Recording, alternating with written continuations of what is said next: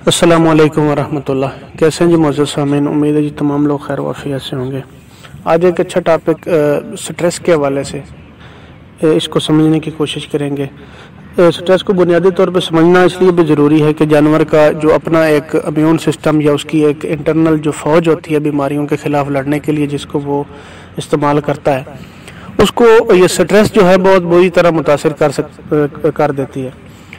तो जानवर के जो बोन मैरो में सेल्स पैदा होते हैं, मिलियंस ऑफ सेल्स होते हैं, वो एक मिल के एक सिस्टम बनाते हैं। जैसे ही कोई बैक्टीरिया, कोई जर्म्स, कोई ऐसी पैरासाइट जानवर के बीमारी की शक्ल में उस पर असरअंदाज होने की कोशिश करती हो, तो ये इम्यून सिस्टम या ये जो सेल्स होते हैं ये एक्टिव हो जाते हैं और उसको आइडेंटिफाई करके उस बीमारी को दबाने की पूरी कोशिश करते हैं।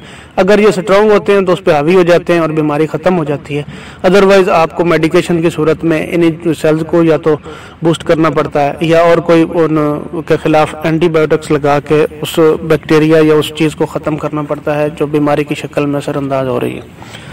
तो स्ट्रेस के हवाले से ये समझें कि इस पे असरअंदाज कुछ अवामिल होते हैं जिनकी मौजूदगी ये स्ट्रेस पैदा कर सकती है। आज इंशाल्लाह वो डिस्कस करेंगे।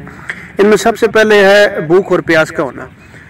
आपने जानवर को बहुत ज़बरदस्त किस्म का घर बना के दे दिया, बड़ा ज़बरदस्त शेड बना दिया, बहुत खूबसूरत फेंसिंग की, बड़ी अच्छी दीवारें बनाई, सामने बहुत खूबसूरत खुरलियाँ रख दी, पानी का सिस्टम बड़ा अच्छा कर दिया, लेकिन आपने देखा है कि आपने जानवर को बहुत ज़्यादा बाउंड कर दिया है। जब जानवर खुलेआम चरता है तो उसको पता है अगर मैं इस एक घास पे नहीं पहुंच पाया तो अगले घास पे पहुंच जाऊंगा, इस एक झाड़ी पे नहीं पहुंच पाया तो अगले दरख्त पे पहुंच जाऊंगा।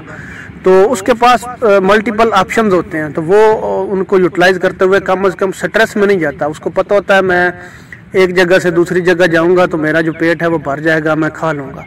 लेकिन जब आप फार्मिंग प्रोटोकॉल्स की बात करें तो आपने जानवर को काफ़ी हद तक जो है वो बाउंड कर दिया है। उसके पास खाने पीने के लिए सिर्फ वो खुरलियाँ बच गई हैं जो उसके सामने हैं। तो उन्हीं खुरलियों में अगर कुछ खाने को नहीं होगा या एंड टाइम खाने पे नहीं होगा, कुछ का मतलब ये है कि एंड टाइम, अगर टाइम पे जानवर ने अपना खा लिया उसके बाद वो जुगाली के लिए बैठ जाता है। जुगाली करने के बाद दूसरा जब उसको भूख लगी है तो उस वक्त खुरलियों में कुछ नहीं है, या फिर पानी वाले जो टब आपने सामने जो सिस्टम बनाया है उसमें पानी नहीं है, या पानी ज़्यादा गर्म है या पानी ज़्यादा ठंडा है, या वो पानी ऐसी गलाजत में चला गया है कि जानवर जब वंडा खा के पानी पीने जाते हैं तो उनके मुंह में थोड़ा बहुत जो वंडा होता है वो पानी में गिरता रहता है। हम तो अपनी तरफ से कोशिश करते हैं कि पानी साफ़ हो, लेकिन जानवर जैसे ही वंडा या जो आप उसको खिला रहे हैं वो खाने के फ़ौरन बाद जब टप पे जाता है तो जानवर के मुंह में जो थोड़ा बहुत जो मवाद होता है वो उस पानी में गिरता है।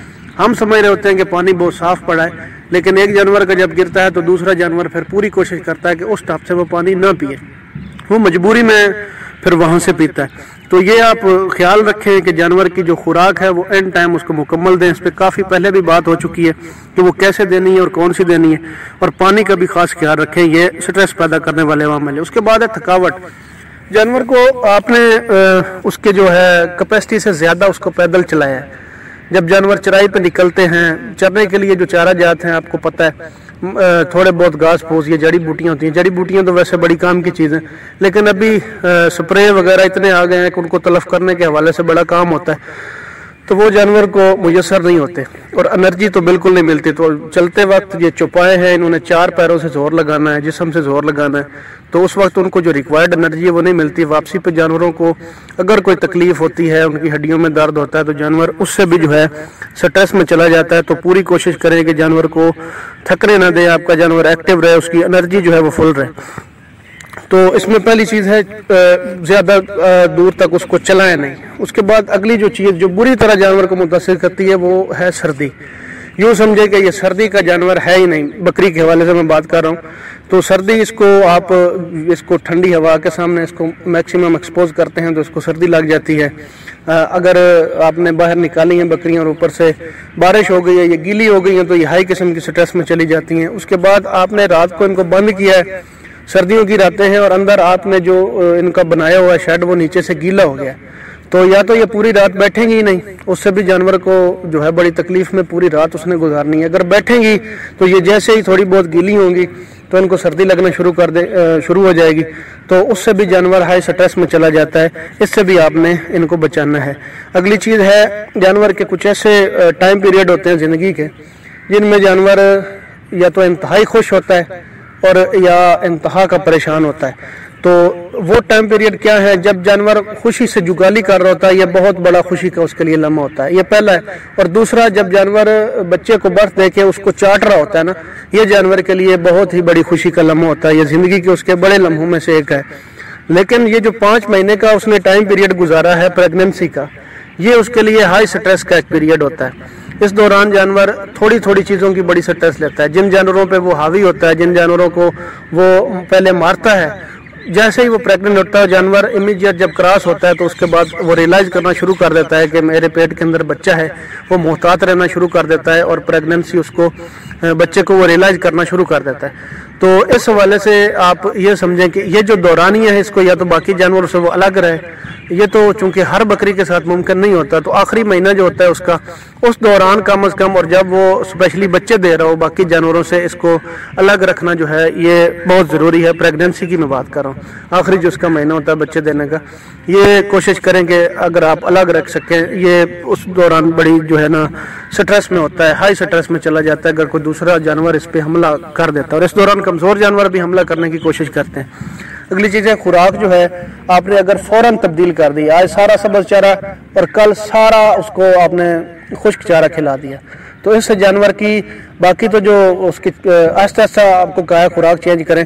لیکن مسئلہ یہ ہے کہ ایک بیماری کے حوالے سے پہلے میں نے بات کی تھی کہ جانور کو اچانک جو چینج کرنے سے جو انٹیروٹیکسیمیا ہوتا ہے وہ تب ہوتا ہے جب آپ اس کو فری چوائس خشک چارہ دے دیں، ایک دن تر چارہ، اگلے دن فری چوائس خشک چارہ دے دیں، تب وہ جو ایک ہوتی ہے نا بیماری انٹیروٹیکسیمیا، وہ تب ہوتی ہے۔ لیکن اگر آپ ضرورت کے مطابق وہ چارہ دیتے ہیں وہ بیماری نہیں ہوتی، اور اس کو سٹریس ہو سکتی ہے، وہ پریشان ہو سکتا ہے کہ یہ میں کیا کھا رہا ہوں، کل میں کیا کھا رہا تھا، یا زندگی کی میری روٹین کیا تھی، اور آج میں جو کھا رہا ہوں وہ ایک مختلف چیز ہے، تو اس سے جانور جو ہے سٹریس میں جا سکتا ہے۔